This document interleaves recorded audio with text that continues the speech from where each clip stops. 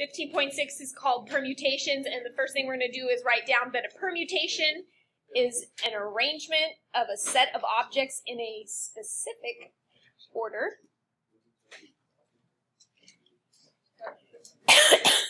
So I don't know if you guys remember doing factorials. We did some on the calculator, right? You guys know how, remember the buttons to use?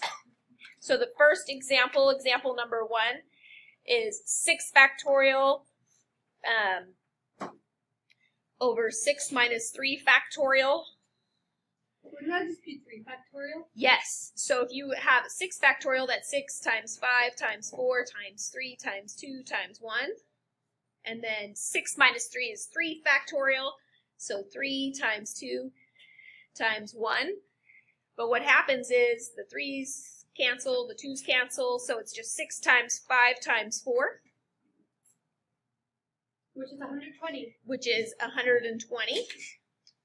Well, I Or, wasn't expecting to be right. or you can do it on the calculator. So if you have your calculator on you, there's a button that says PRB, and then you want to arrow over, and then hit enter. Okay, so let me show you. Without even simplifying, doing even this step, you can do this step right here. You can do 6, arrow over to the factorial. Once you hit enter, it types it in there. Then you can do 6 minus 3. Oh, I already did it. Divided by 6 minus 3. And then another factorial. And then hit enter, and it'll do it for you. This is how you write it out longhand, or you can do it on the calculator. All right? Any questions on example number 1 there? You will see some of those, and then you'll see some problems like example number 2, where you're going to find a permutation for n equaling 6 and r equaling 3. And basically, there's a formula. So whenever you see this permutation, the number of objects is going to go in for n, and the number of factors is going to go in for r.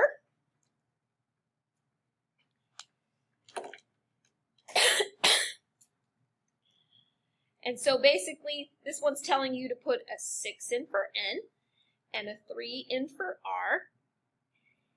And so the first number of objects is 6. But you're only going to have 3 factors. So 1, 2, 3. So if the first number is 6, then the next one is 5, then the next one is 4. So you have 3 factors. And the number of objects starts with 6.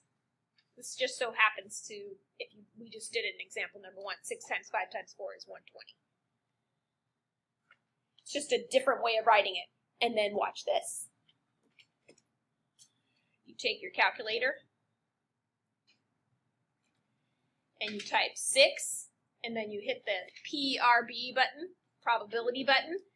Notice that the first one looks just like this formula right here. So if you, can you see? No, there's a glare on it. Sorry, there it is. It says n permutations of r.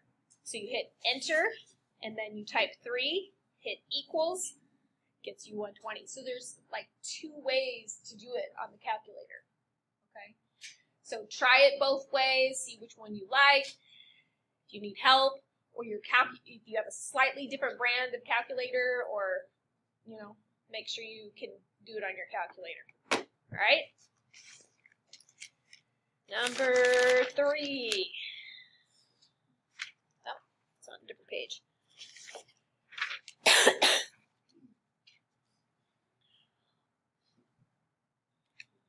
All right, for example, number 3, we're going to take a word like special, and we're going to see how many ways can the letters be arranged?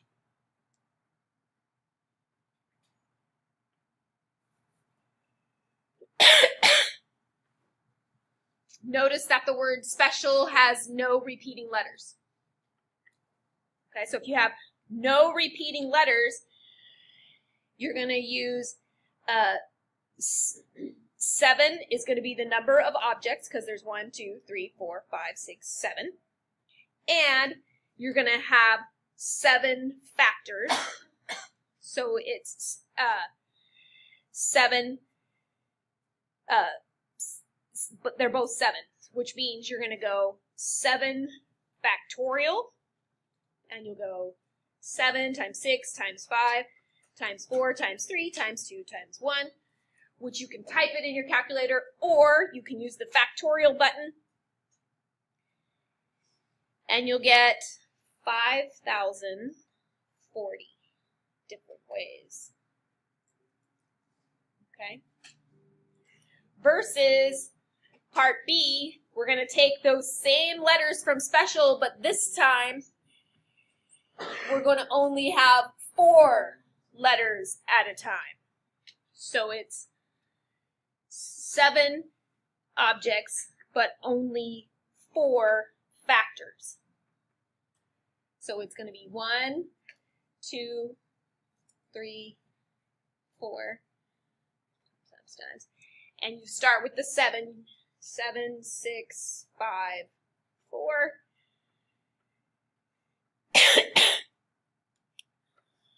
Multiply that out. This one, there's only 840 ways to arrange those letters. Okay.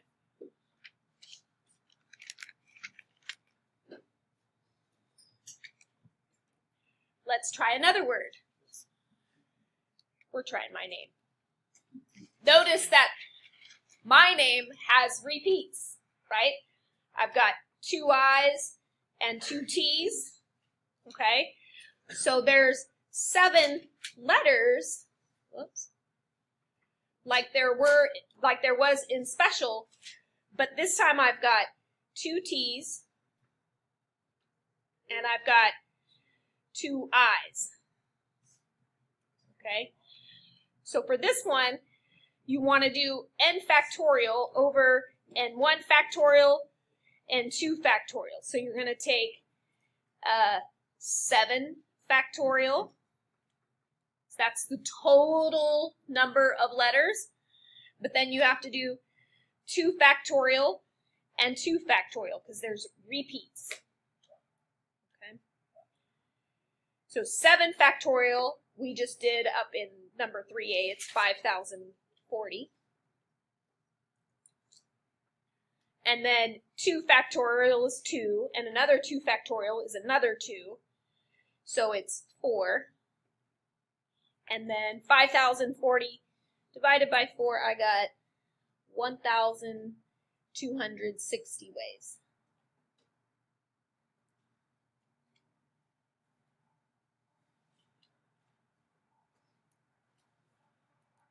So it just depends if you have repeats or if you don't have repeats. Because you guys are going to have, they're going to give you a bunch of different words, and you just have to look at it and see which ones have repeats, which ones don't have repeats. All right. One more example. Example number 5. From a set of 9 different books, 3 are to be selected and arranged on a shelf. How many arrangements are possible? So we're going to do 9 out of 3 factors. So we can say 9 factorial over 9 minus 3 factorial. If you want to write it out, it would look like this. 9 times 8 times 7 times 6 times 5 times 4 times 3 times 2 times 1. 9 minus 3 is 6, so 6 factorial will be 6 times 5 times 4 times 3 times 2 times 1 So everything over from the 6s, that just leaves us with 9 times 8 times 7. Type that in your calculator, you get 504 ways to arrange those books on the shelf. Okay? Or type in your calculator. You kind of have the choice.